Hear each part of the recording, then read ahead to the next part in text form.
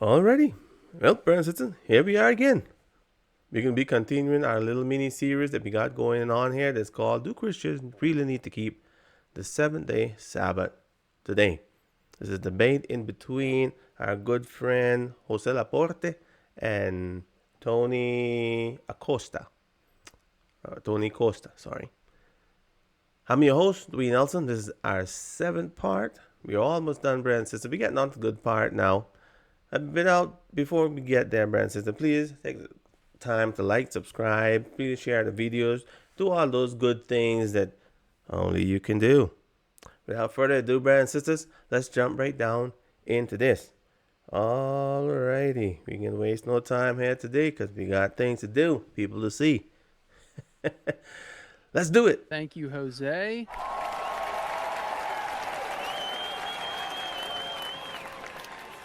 Thank you both so much for being here. This was a great back and forth. We're going to transition now into our list of questions. I hope you guys are prepped for that. Just to remind everybody, each debater will have 1 minute to respond to each question, just to make sure if we have questions primarily coming in for one of them, at least both of them will get to engage. So we are going to go down the list now, starting with the first ones that were sent in. This one is to both. This person asks, if we are under the new covenant, why are you both still trying to teach your neighbor the law if the law is written on your heart? Sounds like a question pertaining to Jeremiah 31. Tony, we will begin with you. You have 1 minute to answer, sir. Okay, the first thing I would say is I don't teach law first and foremost. I teach them grace. And then I bring in the law to show them their sin and their need for Christ. And so the law was given that sin might be revealed. And the law was given so that we would be, as Charles Spurgeon said, that we would be forced to the foot of the cross to put our trust in Christ. So the way I put it is this way: the law shows me that I'm a sinner. And so when I look in the mirror, when we guys look in the mirror and we have some stubble on our face, well, we don't take the mirror off the wall and start shaving with it, because that's not the function of the mirror to shave you. You're shaved by grace. And so the razor of God's grace will shave you, but it's not the mirror that can shave you. It shows you need a shave. And so the reason why we appeal to the law of Christ in the New Testament, which is also the law of God, we do that, as Martin Luther, the great reformer, taught, law and gospel, because we show them their need for Christ. Time. Well, oh, you can't figure these guys out, can you? This whole debate was proving. See, I think you just can't figure these people out. That's a Trinitarian for you. This whole debate, he was proving that the law was done away with. Now he is saying, well, no, the law is there to show. Wait a minute. I thought you said that the law was love your neighbor as yourself and love God supreme. You don't got to do anything else. The Ten Commandments doesn't come in there because that's a different law according to Tony. It's a whole different law. Tony said, no, that's a whole different law. It doesn't exist. And now at the end, he's saying, no, I preach the law too. The law is to tell us that we are a sinner. What? Love your neighbor as yourself tells you that you're a sinner.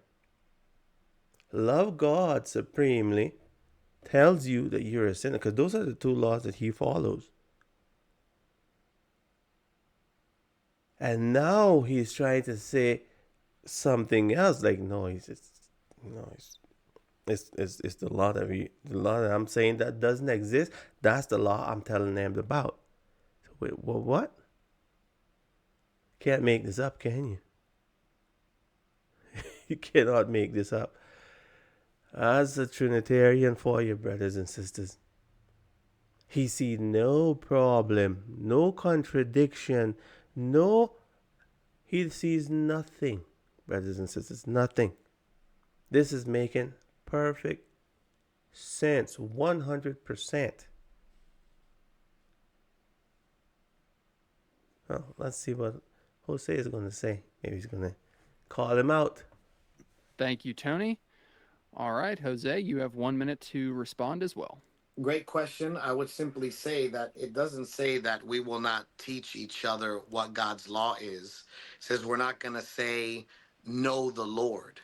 All right. And so as people come to accept Jesus as their Savior and Lord, he instructs them. His grace, I agree with Dr. Costa, will instruct. That's what Titus chapter 2 talks about. And it also talks about it will instruct. When you talk about know the Lord, you have to really read that and see what time frame are we talking about there. It's not talking about this time frame that we are in right now. That is the very last day, literally the last days, literally. That's what that's talking about there. No one's going to say know the Lord. Want to know why? For they shall all know me, from the least to the greatest. Want to know why? That's the question that they have to ask. Why would they all know him? This is talking about the very last days. Think about this. Are there going to be more wicked or more righteous in the last days? Right now it's like 8 billion people on the planet. Do you think there's going to be the majority of them is going to be saying, yeah, we all know the Lord? Or the minority? Do you think it's going to be a remnant? Not even the remnant of the remnant. Let's be the remnant today. When you talk about the remnants, that's the remnant of the remnant. Christ said that the amount of people is going to be saved is like when you go to the beach and you pick up a handful of sand. You compare it what you have in your hand with the entire beach shore.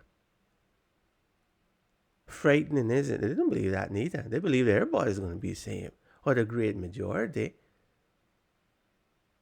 The 144,000, that's an innumerable amount of people. 144,000 is an innumerable amount. It can't be counted. You gotta stop and think, what?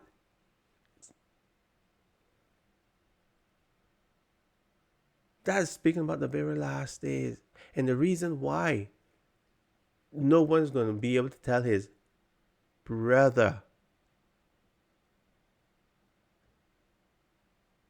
Who? His brother. Do you think the wicked and the righteous are brothers? No, they're not brothers. You can only be brother if you have the same father. The wicked does not have God as their father. We are not brothers. Not in that context. No, Lord, but they shall all know me. Why? Because all of them, the 144, because that's who he's speaking about there. That's literally who he's speaking about there. The literal 144,000 individuals. It's not an innumerable. It's literally 144,000 human beings. They ain't going to be telling know the Lord because they will all know why. Because God has already done the work in them. Those people are Christ on the earth. At least that's what Christ said. That's what Christ called them. Those people are Christ on the earth. They come to the fullness of the character of Christ. And these people think that if Christ was to come, I would love Christ. No, he wouldn't. Because he's going to come and you're going to see what you're going to do to all of them. Exactly what you did to Christ, you're going to do to him again. Exactly what you did in the past, that's exactly what you're going to do again in the future. Ain't going to be no different. God is going to make it play out that way just so that you will be without excuse.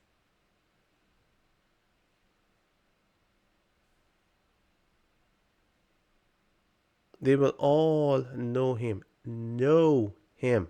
It's an intimate situation. They will literally know God. Why? Because they're going to be literally in his presence. These people are going to speak with angels. These people are going to speak with Christ. They will all know him from the least to the greatest. They don't believe that. They read that. They think about something totally different. They think about themselves. I said, no, I read my Bible, and you read your Bible and know God. You read your Bible and you know about him. That's very different. For you to know God, you have to meet God. And you have to see him. You have to talk to him. That's what it means to know God. They got all confused too.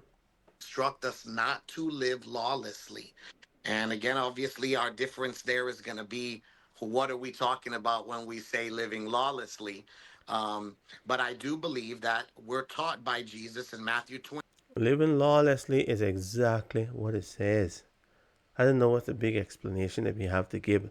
Lawlessly mean living without the law. That's what it means. That's literally what it means. No need to buttercup that and put that in the cake and dress that. That's literally, it means to be without law, which is these guys. 28, teaching men to observe. And it's so interesting, right? He's all this time he was telling us that, I'm talking about Tony, he was telling us that we don't have to keep the law. It was done away. It was done away. And now he's saying, you know what, I teach the law. Wait a minute, what do you mean you teach the law? Oh yeah. Because the law tells me that I'm a sinner, really, but what the law exactly how does it do that? What makes you a sinner? What makes you, because it's definitely in keeping the Sabbath. That he said that one doesn't make me sin because that one is that's a bad law. You know, how in the world could God command us to set away time for him? Must be out of his mind. Obviously, there's something wrong with that one. But then, which law is the one that telling you that you're a sinner? See, these are the questions that Jose should have asked. Which law tells you that you're a sinner? Let him tell you the law that tells him that he's a sinner. Name that law for me.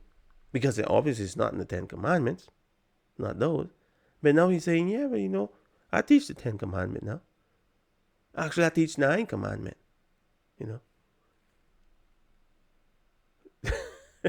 Because I doubt he's teaching the ceremonial laws. Man, he's so confused. Maybe he is too. Who knows? Whatsoever things I have taught you. All right. And so there's an aspect of the new covenant that involves teaching so that we do come to that point where we know God. Perfect. Exactly 1 minute. All right. The next question. This person didn't actually have a question. They just had a comment, but we're going to bring it out for them. They said Adventist arguments are always the same, very predictable. All right. Thank you for sharing that. Mike Colburn has a question for Jose. He says, how does an Adventist determine what constitutes true Sabbath keeping today in a way that doesn't violate the law? Jose, we will begin with you, and your time will begin when you begin talking. All right, we got to let the Bible speak for itself. I mean, the Bible makes it clear that it is a working or it is not letting people work for you unnecessary labor. The Bible lays out with the aspects of not performing business in the book of Nehemiah. Nehemiah teaches the people the Sabbath is not a day for business and labor of that nature when you don't have to be doing that. Isaiah 58 also points out that the Sabbath was meant to be a day where you put aside your own things, your own conversations, your own ways of thinking and acting, and you dedicate that time to your growth and to getting to know the Lord even better. And so we would let the Bible only speak for itself. All right. Okay, well, I would say what constitutes Sabbath keeping is, like he says, what the Bible says about it. Thou shalt not do no servile work. And servile, I guess, right there is uh, the key point. Servile comes from servile labor. Thou shalt do no servile work. No type of work that you can go out and people paid you for that. Now, this also comes into the question, which is a valid question. How about the doctors that work? Should we shut down our our hospitals? Because there's a whole bunch of Seventh Day Adventist hospitals. Should we shut down the hospitals on Sabbath?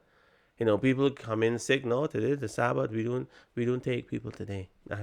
Should we do that? Someone said, well, you know, that would be keeping it up. But then Christ should have done that too. Do you think? He should have done that too. Because Christ was the one that gave us the law. He was the one that tell us, thou shalt not do any servile work. Now, when he says servile work, what does that mean exactly? It means to be paid for your labor for yourself. Like no one else is being benefited from that payment. It's you. Well, I mean, the person that you're working for, obviously, he's getting a benefit, but he is paying you. When you get your money, that's totally for you, right? And you are not helping anyone in that respect. You're not going on giving away your money. You're not I would say no one else is being benefited by the labor that you're doing apart from you. No one else. Now, the difference that I would say with the doctors, when the doctors work on Sabbath, they are benefiting someone else. They are helping. That's what they're doing. They are helping someone that is in pain. What would be the difference? If you are working, say at normal 9, a normal job, right? You get your payment and you go home. The person that you're working for, he paid you for his labor and he go home. Everybody is contented. Everybody's contented. You got your payment for the work you did, and he got his reward for the work that you did. Right? There's a win-win situation there. There's a win-win situation. Now, would it be the same thing if someone comes in sick, dying, in pain, and you turn that person away, or that's say that you go and you work to help that person? You took away his pain. That's basically what you're doing. It's a healing work. You took away his pain, or you can say you alleviated his pain. You helped him to get better. It's not the same thing as when, and he pays you too, because you pay the doctor for his labor. Which in my, in, I would say doctors shouldn't get paid on Sabbath. That's just my opinion, you know, just to make people like this happy. But if that was to happen, what would be the result? People would only come in on Sabbath. Do you think that that wouldn't be the normal um, feeling of people? Then what would happen? Yeah, just say that. Just make that play out. Say, okay, we're gonna keep the Sabbath, and we the children of God, so we can't turn away someone that's sick. So we're gonna come here and we're gonna take care of you on the Sabbath for free. If someone is sick, he's not gonna go in on Friday. He's gonna go out. I'm gonna just hold out until Sabbath. What's gonna happen? All of the work is gonna be on Sabbath. All of it. Only people that's crazy would say, but I want to pay. I mean, you help people that would want to pay too, I guess. I don't want to do this for free. They're helping me. But the great majority ain't going to think that way. They're going to say, no, I'm going to wait on Sabbath. I go in, I do all my checkup, I do everything on Sabbath. Because it's free on Sabbath. Then what would happen to the hospitals? Bankruptcy. And nobody is going to be able to get help on Sabbath or any other day. That's what's going to happen. That's exactly what's going to happen. Now, the type of work that Christ was doing, I think everybody would agree that it's different than the kind of work that doctors do today. The type of work that Christ was doing, he didn't need electricity. And how about electricity? Should we have electricity on the Sabbath? No, we shouldn't have electricity on Sabbath because, if you cooking, that's fire. In the past, they had to go out, get sticks, pick up sticks, break sticks up, get out there and turn up a fire. Today, we can just go and turn on the stove. I don't know if that's the same thing. But I would say probably the principle would be the same. You shouldn't turn on fire even if you guys just turn the knob. That's what the Bible says. Cook your food on Friday. That's why on Sabbath you don't have to do that. You don't have to do that on Sabbath. If you prepare it on Friday, you don't have to do it on. But then, should we eat it cold?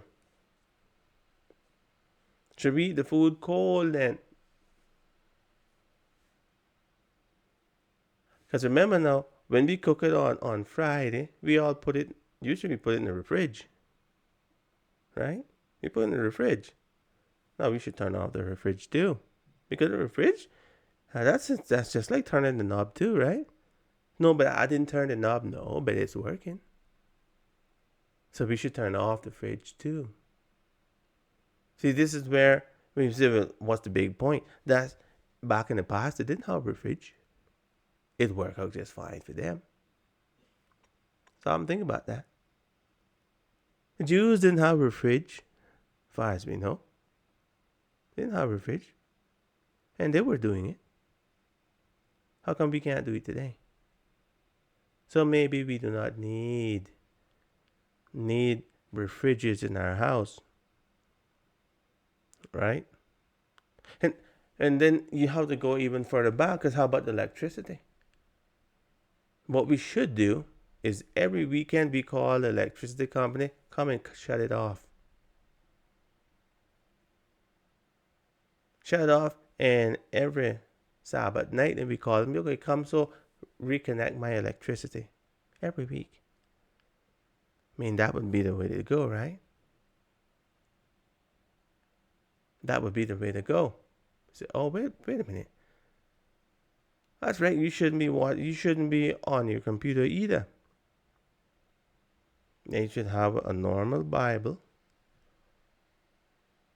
because the computer that's working, right? When you press the button, you're turning it on. It's just like when you turn on the stove. Stop thinking about it. Well, actually, we shouldn't have a fridge and we shouldn't have stove. Well, maybe you could keep the stove, but the fridge would have to go because you have to. Because remember, you are paying your light. It's not like you can tell the company, something on Sabbath. Oh, well, maybe you can.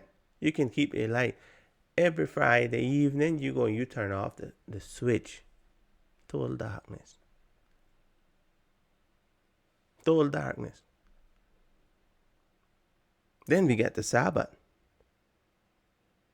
The Sabbath, you can't go. You have to walk to church. Wait a minute, but that wouldn't be right either, because you can't walk that far. But you get to church all sweaty.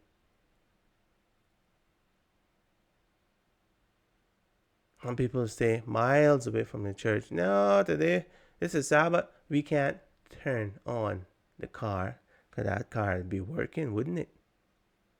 Car would be working if you were to turn that on. You turn the knob. And you're consuming gasoline that you paid for. Yeah, the car ain't working by itself. You're consuming gasoline. So we as Christians, what we should do is we should disadvantage ourselves. That's what we need to do. And then the infidels, we give them all. Yeah, you can go ahead in your car. When you need to get something done, yeah, you go ahead. We have to walk. We can't do anything.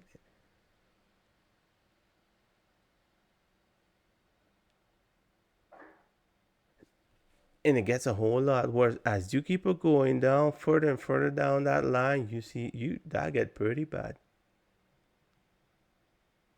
It gets worse and worse and worse and worse. When you come to find out, you're living in the dark ages.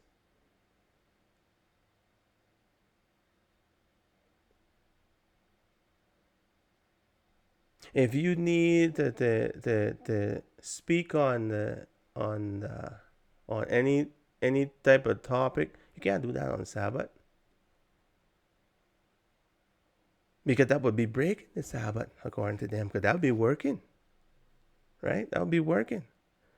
But what did Christ say? Christ said that it is good to do well on the Sabbath. I just say you need to visit someone that's in prison and that's far away from you. You have Sabbath, you go out, you want to do the Lord's work on the Lord's day. No, you can't do that, because you would have to walk like 20 miles to get to the prison. By the time you get there, it's closed.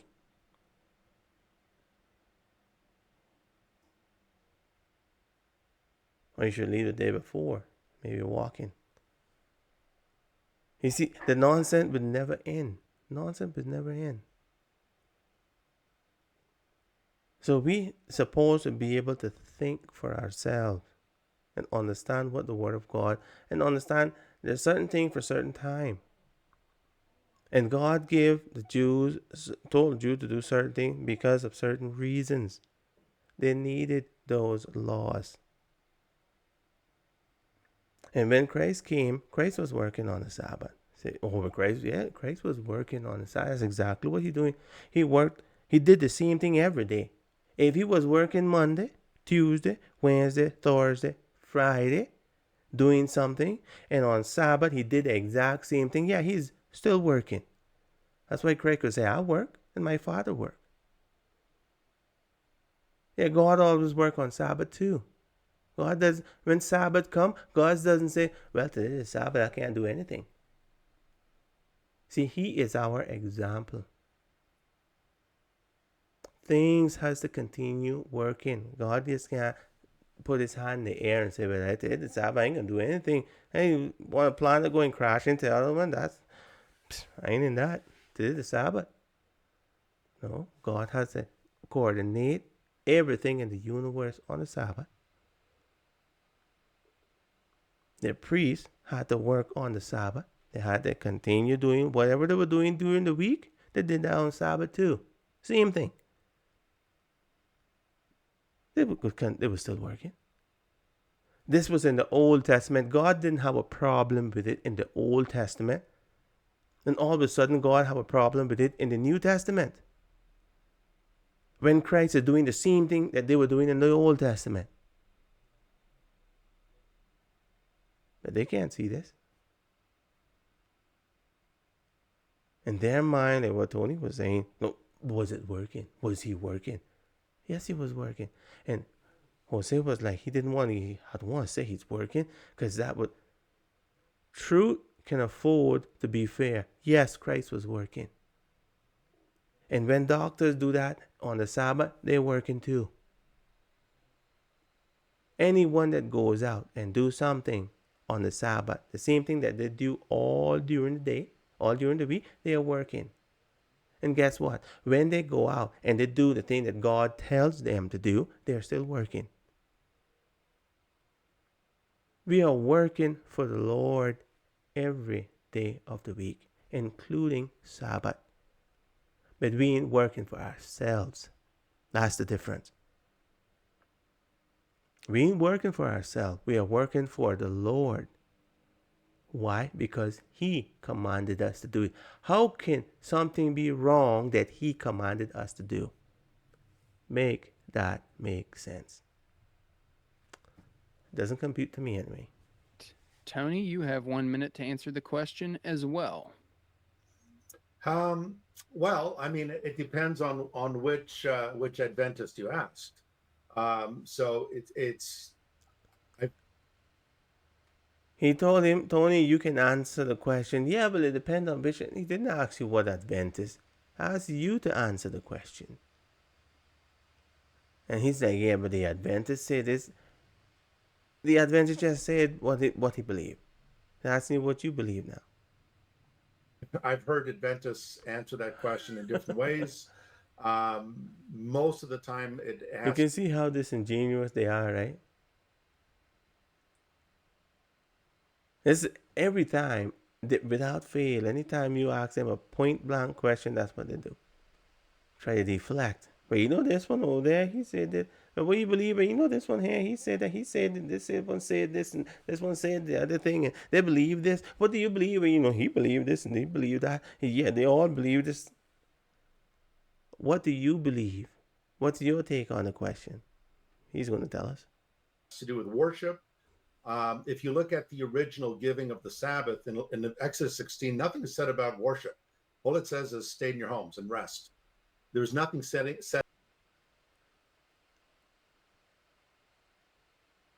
Can't make this up, can you? Can't make this up. Yes, it does say something about worship. It says the seventh day. In it thou shalt not work, you, nor your sons, nor your daughter, nor your ass, nor your stranger that is within. For in 6 days the Lord gave heaven and earth, and rested the seventh day. And he hallowed it.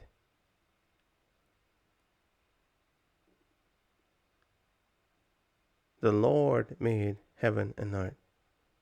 It's the Lord's day. It's not our day. And they tend to get this all confused too. Talking about the Lord's day. The Lord's day is Sunday. Where do you get that from? Oh, that's clear as day. Really? Where do you find that? It's right there in the Bible, in New Testament. Which part of the New Testament do you find that? You know, Paul told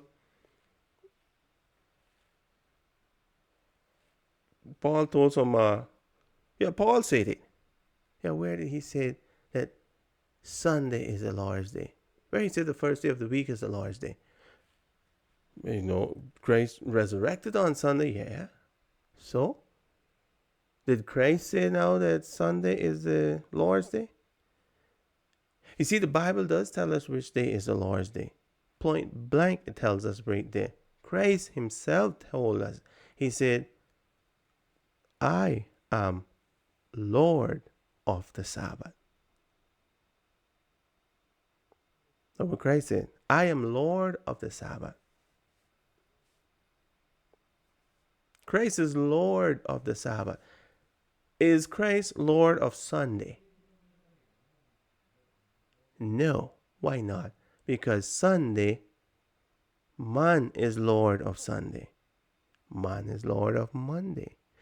Those are our days. How do we know? Because God told us.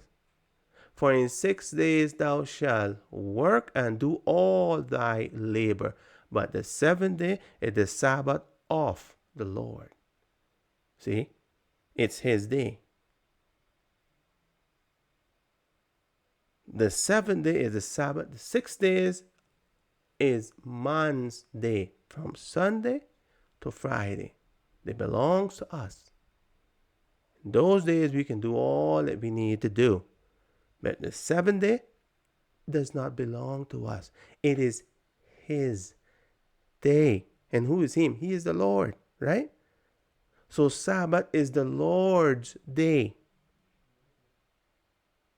according to the Bible. But I mean, that's only according to the Bible, right? That about going to the tabernacle or engaging in worship, that begins to develop in Old Testament history. Definitely by the time you get to Jesus, Luke 4:16, he goes to the synagogue on the Sabbath day. But even the observance of the Sabbath evolved, it developed. So originally when it was given Why you can't make that up, right? So, well, Jesus went to on church on the Sabbath day, but even then it evolves. It evolved into Sunday. Eventually Jesus started to keep Sunday. But he just can't find that in the Bible.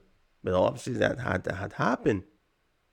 Because we keep Sunday today. Because obviously it has to be that way.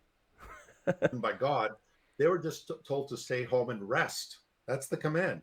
Nothing is said about worship. The priests were the ones who were busy committing sacrifices and so on. But the Stay home and rest. The reason why you stay home and rest is because it was the Lord's day. And people did not just stay home sleeping. It was to rest from their labors. It didn't mean that you can just jump under the covers and go sleep until Sunday. That's not God didn't command that. What God commanded you is to cease from your labor, from servile work. And what type of work were you supposed to do? What type of work were you supposed to do? You were supposed to do God's work. I mean, this should be obvious, but brothers and sisters, it is anything but obvious to them. Anything but obvious. To them, what they have to do is just sit down. But what Adventists are supposed to do is just lock themselves in their homes on Sabbath. Don't come out. Because remember, if you walk too far, that's sin too. Because these are Pharisees. They will tell us straight. If you walk too far, that's sin. Because when Christ walked too far, he sinned. Not only that, but when Christ walked out into the field and he went and plucked, because remember that? He went and plucked. He had to pull that off the stem of the corn. He had to disconnect that. That was obvious. That's like when you turn the stove, turn the switch.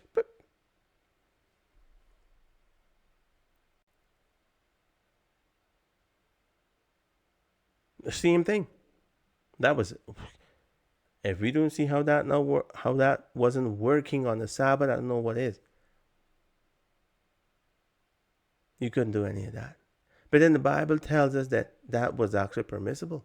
If you go through any cornfield, you had the right to pluck the corn and eat it. You couldn't take it home. You couldn't take a sack in there and just start plucking corn. I'd eat some here and I'd take some home for later. No. When you passing through the field, it was lawful to pluck a corn and eat it. That's what God said. Now, what does the Pharisees say? No, that's sin. That's exactly what these guys are saying. That was sin. When Christ did that, Christ was sinning. He said, no, we don't believe it. Well, Christ wasn't sinning when he did that. But if he wasn't sinning, then he wasn't working, right? No, he was working, but then he was sinning. No, he wasn't sinning, but then he wasn't working. See, they want to have it both ways. You can't have it. If you're going to say that plucking the corn was working, if you're going to say that healing the sick was working, then you're going to have to say that that was sin. It was breaking the Sabbath. And breaking the Sabbath, according to the Bible, was sin. Remember, when Christ came here, they didn't have the New Testament, They had the Old Testament. Everybody went by the Old Testament. The Old Testament is what verified the New. Without the Old Testament, there is no New Testament. There is no New Testament then, and there would be no New Testament now. You cannot hold on to the New Testament and reject the Old Testament. Because the Old Testament is what gives strength to the New. It's not the other way around. But they can't understand that either. They have no common sense, no logical thinking. Just think about this, brothers and sisters. How about if someone was to come today and tell you, something? Paul or Reuben, he went and died for you. That's just Reuben. I get confused with Paul because he probably accept that. Reuben, he went and died for you. No, let's keep it. Let's make up a name. Bob went and died for you. You need to give your life to him. That's right. You need to go and you need to give tithes and offering and all kind of things because he died for you. You need to go. Why wouldn't you believe me? You don't hear what I'm telling you? No, but they expect us to believe that in the Old Testament, in the New Testament, that's exactly what happened. A bunch of strangers just came right up to these people and tell them, this Bob died for you. Now you need to live the rest of your life for him. You need to be burnt at the stake for him. Because he died for you. People dying every day. Yeah, but he died for you. But what do you mean he died for me? Who asked him to die for me?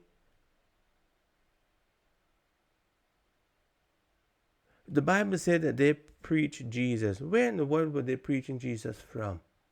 Was it from the New Testament? See, these people doesn't have no common sense. Their Bible was the Old Testament.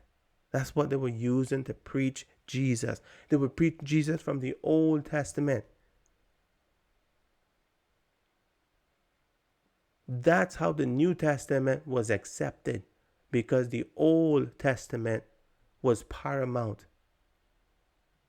You could not preach the New Testament without preaching the Old Testament. The Old Testament is what had to verify that these things were true, not the New. But they would never be able to understand that. They're Trinitarians. It's a sad state to be in, brothers and sisters. It's a sad state. The actual aspect of corporate worship is something that doesn't happen until much later. And so there's an evolution there. All right. Corporate worship. The next question, individual asks, will Jesus save those who reject Sabbath keeping and choose to worship God on Sunday? Are their prayers not accepted by Christ? Good question. Jose, we will begin with you, sir. All right, great question. I think this all depends on whether this person is doing it knowingly and rebelliously. I mean, I would say that no real Christian is going to live in rebellion against God. So if a Christian knows to do good and knows what is right and chooses not to do it, I don't know. That creates a problem. What do you mean you don't know? Of course you know. Create a problem? No, those people going to hell. We gotta learn how to say things the way that they are and stop trying to butter the stuff up. There's nothing to be playing around with that. No, the question is no. If you do not keep Sabbath, but you choose to keep Sunday. Now the vet, because You have to really read the question. Will Jesus save those who reject Sabbath keeping? Right there, it tells you that they know about it because they're rejecting it. You can't reject something that you don't know about.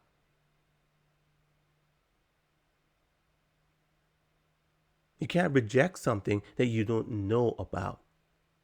The fact that you reject Sabbath on shows that you know about Sabbath. Now you choosing.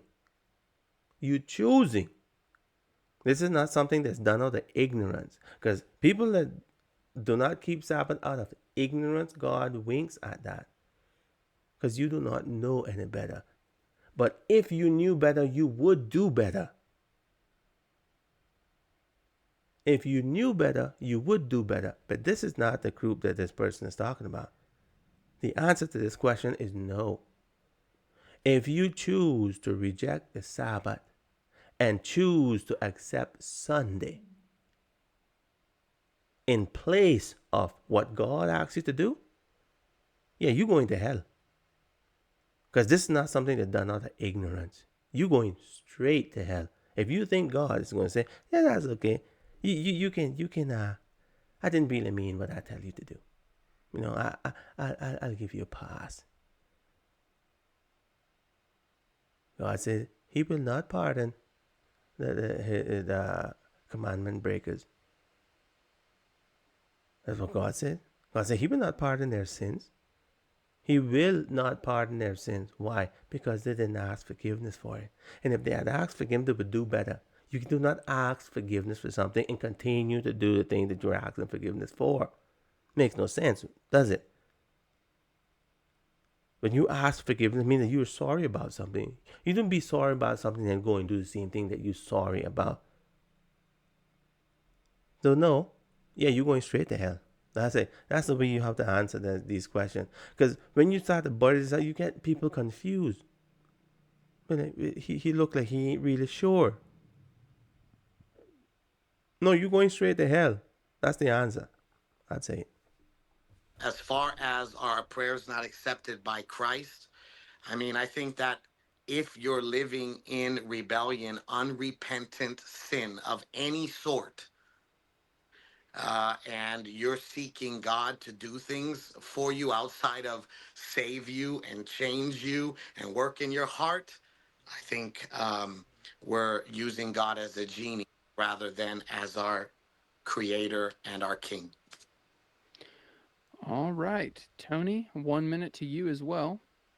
Yeah, I think what we tend to hear often from our Adventist friends is that we're saved by faith, faith alone. But by the end of it, is you're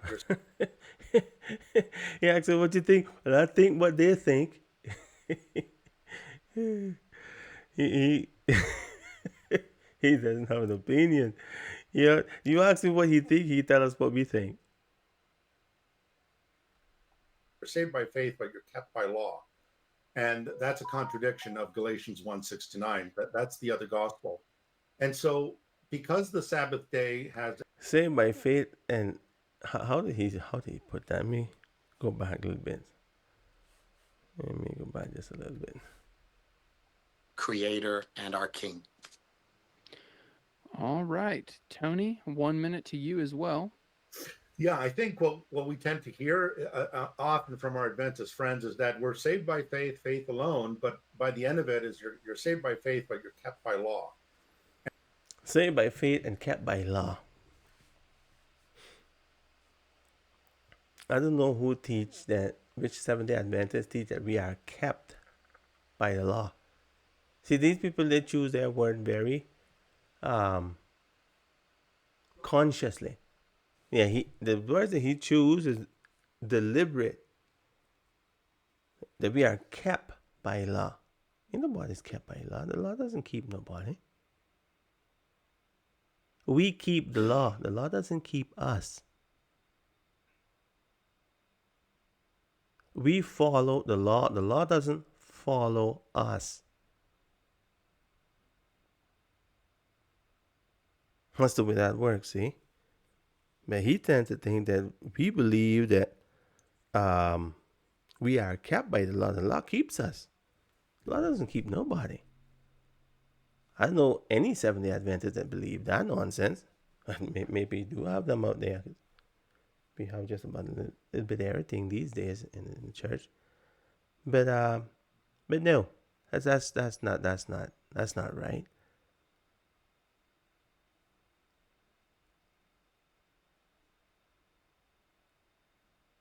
We do not follow the law to be saved. We follow the law because we are saved. We follow the law because we want to please God. That's why we do it. If God asks us to keep Sunday, then we'll keep Sunday. But God didn't ask us to keep Sunday. If God asks us to go out there and commit adultery, then we'll go out there and commit adultery. That's what we'll do. But God didn't ask us to do that. But God did ask someone to do that, right? And there's a prophet in the past that God said, you go there and take a harlot. And he goes to marry the harlot. That's what God told this guy to do. The guy went out there and married a harlot. And the harlot, well, she played the harlot on him. He went. God said, go to get her back. Go to bring her back. Speak nicely unto her too. Don't go and rough her up. How about God? See, if God asks you to do it,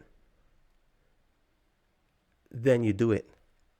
If God didn't ask you to, especially if God asks you to do something else, and you decide that, no, I'm going to do that. I'm going to do what I want to do. And you think that you all are going to have to answer to Seventh-day Adventists or something? You're going to answer to us. It's like we give the law, so we didn't give the law. No, we follow it just like how you have to follow it. And when you break it, well, then you're going to pay the price for that. We ain't going to be there around. Yeah, we know he didn't understand. We ain't going to be there. And you ain't going to be saying that either. That there, bottom mouth's going to be shut.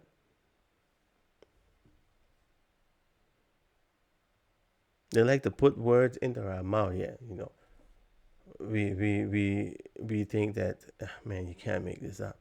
These are deceitful people. Dangerous. And that's a contradiction of Galatians 1:6-9. That's the other gospel. And so because the Sabbath day has ended with the passing of the law, that is the Old Testament law, Christians are no longer under the Sabbath. Paul could say, I'm no longer under the law, I'm under grace. And so the law cannot. Yeah. And what else did he say in that same chapter? Well, let's read that. We should probably take a time and take a look at that, because some tell me that he's not giving us everything that's in there. Some tell me. Let's look at that. Romans 16 and verse 14. For sin shall not have dominion over you. What's it? For sin is here. Shall not have dominion over you. It shall not have dominion over you. For ye are not under the law. We are not under the law, but under grace. What does this mean? According to our good friend Tony, he wants to tell us that we are not under the law, but we are under grace. But he conveniently left this out. See how that works? You see, when you add this in, all of this is modified. See, if you could just delete this, you could just, but that seems to be pretty clear there. But notice, it's not as clear as he's like to want to put it. For sin shall not have dominion.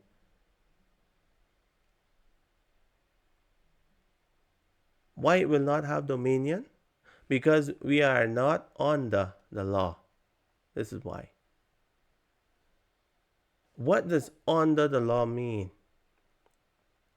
Who is under the law? Anyone that breaks the law is under the law. Anyone that breaks the law. Who is over the law? Who is above the law? Anyone that keeps the law is above the law. The law can only affect those people that breaks it. You do not get a medal for being a good citizen.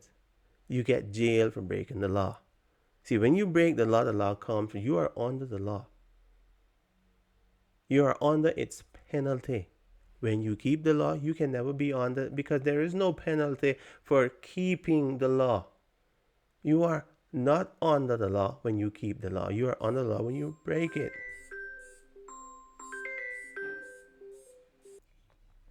Sorry about that. But when you keep the law, you are above the law. You're not under it. When you are above the law, you are under grace.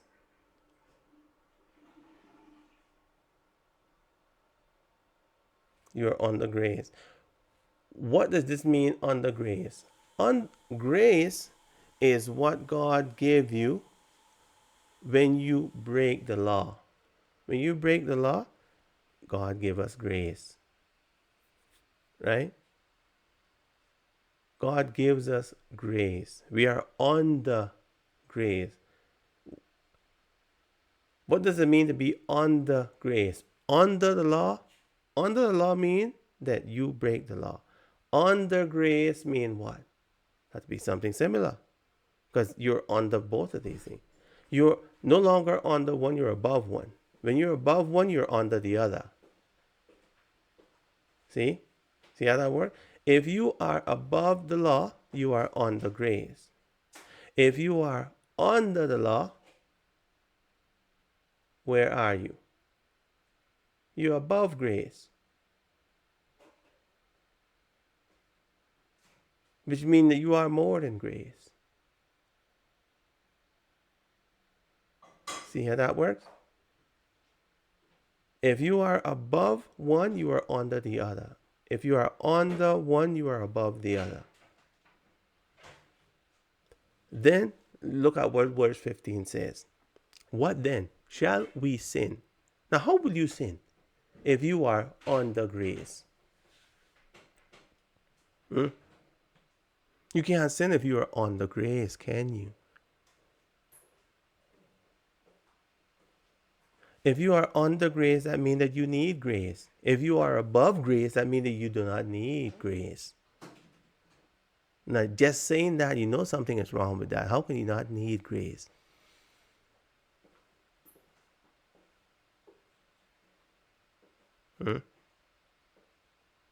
If you are above the law, you do not need the law.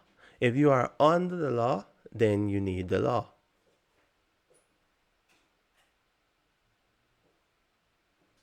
See how that works?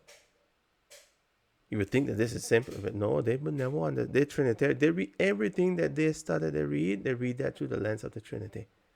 They can never come to any type of truth. They can come close to it at most. Get some simple understanding so they can confuse that too. What then? Shall we sin? If you sin, that means you're not under grace. They can't understand that. Shall we sin? Because we are under the law? Shall we sin because we are under the law? Because we are not under the law, sorry.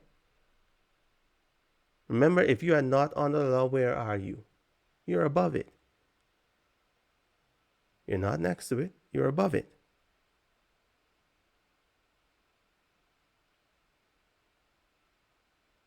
Right? Shall we sin because we are not under the law, but under grace? God forbid. Because the moment you sin, you are no longer under grace. That's what it's telling you. They can never understand that. This they would never be able to understand that, brothers and sisters. These people, they need a whole lot of help. A whole lot of help. Not touch you because of the righteousness of Christ.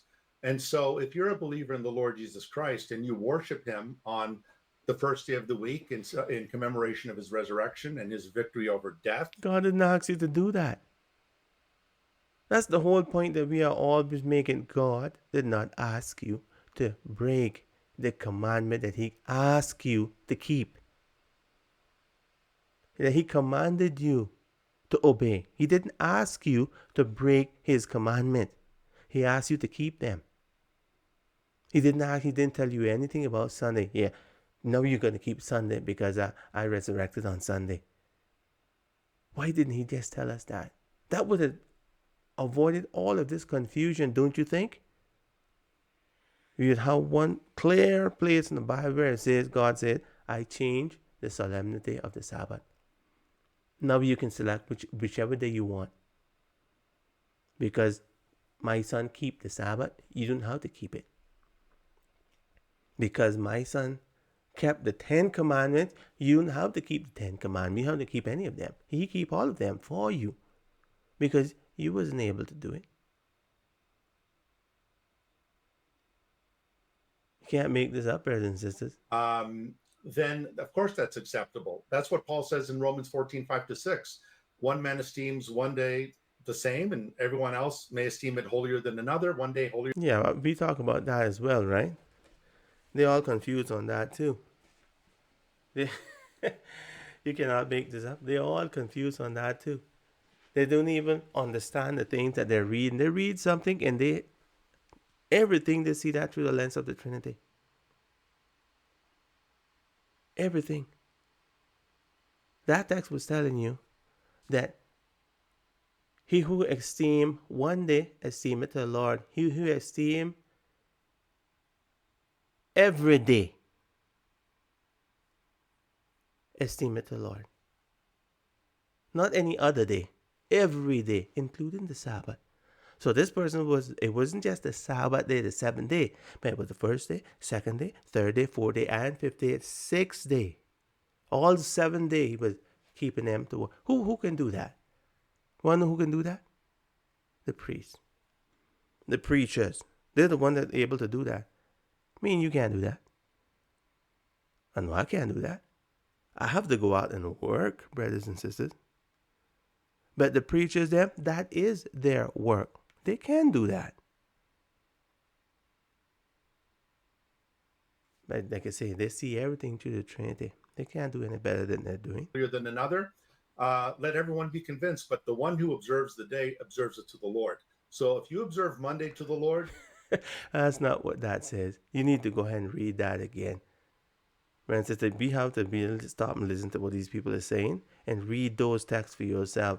Sit down, take your time, and just read and just think about the many different ways this can be interpreted. And then think about the one way that everyone should be able to interpret that. And I don't like to use the word interpret either. Just read what it says. Literally what it says. And then don't add anything to it. Don't take anything away from it. Just keep on the road that the Bible is charting out for you. Don't go to the right nor to the left. Don't add or take away anything. Exactly what it says. Read exactly what it says. And you tell me if you come to his conclusion. You have to want to come to that conclusion to get to that.